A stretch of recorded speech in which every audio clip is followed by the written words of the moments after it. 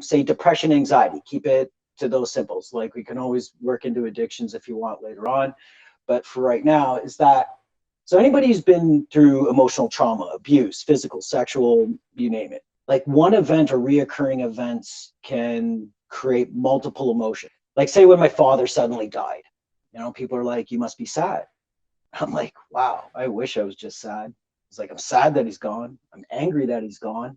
I'm regretful that he's gone. You name fearful that he's gone. Like, what am I going to do now? Everything else. All those emotions and intense ones just made pretty much my mind detach because I didn't know how to process it. We never got taught in school, what do you do with your feelings?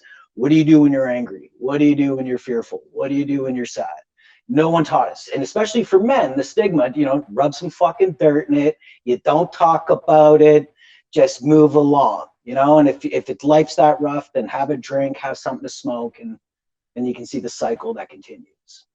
And the biggest problem is men and women and children, mostly everybody, wait for something external to happen to feel better. They wait like, oh, when I get a new job, I'll be happy. When I get a new partner, I'll be happy. When I get money, I'll be happy. And we're just making deals with ourselves. We're putting on externally. So that's like, you might as well just go to the casino and just start gambling, like straight up, you know, because it is a crapshoot. You are waiting. And if you believe in the law of attraction or the law of vibration, that pain, that worry, that fear, all those negative emotions are actually keeping you further from what you want. I had to, after reading so many books and listen, I never went to therapy because my story was so unique. Nobody's been through what I've been through. Now, it's not the most horrible thing. Like my village wasn't raided by a war general. I didn't see my family killed in front of me. Like there are people who've gone through that. I don't even have the empathy to process that because what would that be? It's unique and I can't share it. It's not for public consumption. And the only reason for that one is just because other people are involved and it'll affect their healing. Because especially when you talk about emotions, people are like, what have you been through? I want to know what you've been through. And they won't listen to you until you actually do it. So they want to validate your story before they'll listen even further. Now, and fair enough, I'm going to throw you another roadblock. I can't share my story and I don't want to share my story, but I'll tell you this, it is just a story. And this stories created emotions like anger, sadness, regret, shame, guilt, you name it, and intensified. And like the old adage, I waited for time to heal it. And all that did was take all my problems from the conscious mind and put it into my subconscious. So all of our memories, good or bad, is stored in here. Now in the subconscious, 95% of our day is subconscious. Like, you ever drive home and you get in the driveway and you're like, shit, how did I get here?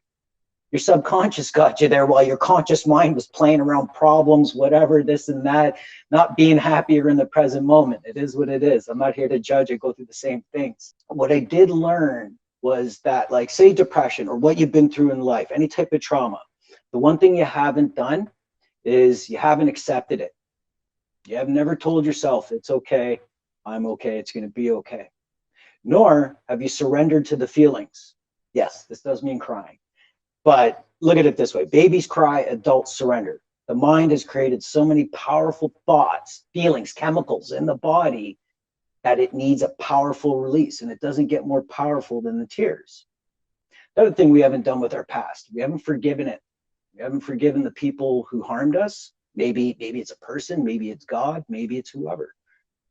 Or we haven't forgiven ourselves, which we care. If we don't forgive ourselves, there's guaranteed we're carrying around subconscious guilt and shame. Now, if you talk to anybody who's gone through rehab, the two major toxic emotions that a human can carry is guilt and shame. And everybody in recovery has been carrying so much of it that they needed to medicate to get away from it. Now, if you're carrying around too much subconscious guilt and shame, you'll have thoughts. It'll produce thoughts like, I'm not worthy, it's not worth it, I'll never find love, I'm not good enough. That's in the subconscious. It's programmed there because of the shame, the beliefs that we have, and the feelings attached to those thoughts that we have about ourselves. But when you surrender out of it, you just surrender to the feeling. Like most people, when I talk about it, they get real uncomfortable because it's about crying. And they're like, Jeff, they're like, honestly, if I started crying, I wouldn't stop. And I'm like, fair enough, because again, that's the belief. But the good news is we're not a bottomless pit of emotions. We like, there's only so much. We can't go over to our neighbors and borrow a cup of sadness or anger. You know, You can only go over there and they can deal you some. Exactly, exactly. They can be like, you're low on sadness. Here's a cup of more shit. Just drink this. And you're like, oh my God. Oh, if I'm ever feeling too good, I'll just message my exes and wait for them to ghost me. Just to put it into perspective who I am. They have an endless supply of emotions for you. There you go. Exactly. But you can empty the tank. It's like I'm a Canadian, so I use the analogy of a hockey fight. Like you'll see hockey players who fight each other almost every time, friends off the ice. Because in that moment, they let it all out, all the anger, everything. And it's just there. So once anybody who's ever been in a fight before, win or lose, once you get past the ego when you lose, win or lose, you feel good. You feel like because you just did something fucking primal that just got all the emotions out. Now, in today's society, we really can't do physical harm to people. It's kind of frowned upon. But again, you see the next generation, they start cutting themselves.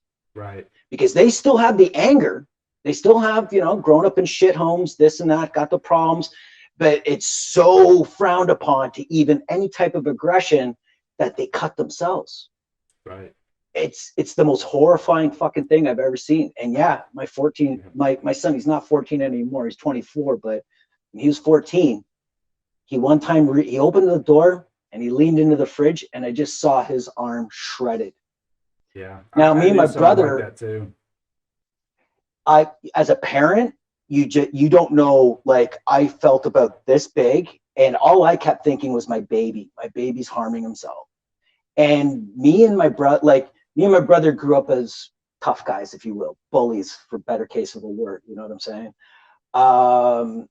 And so I was like, I'm never going to teach my son how to fight. I'm going to teach him how to use his words and everything else. But I never taught him how to deal with, say, if he went through trauma. And that poor kid has gone through fucking trauma. Like he's good now the last few years, but he watched his house burn down. And there's other stories I can't tell because it'll just incriminate other people and I don't need that drama. Right. So, but again, back to the surrender part. When we surrender to our past, and we surrender to the anger, the shame, the guilt, we literally get it out of the body. Now, most of the times when people cry, a couple of minutes after, they'll kind of giggle, like they'll have laughing. They're like, oh, like, you know, like, hee.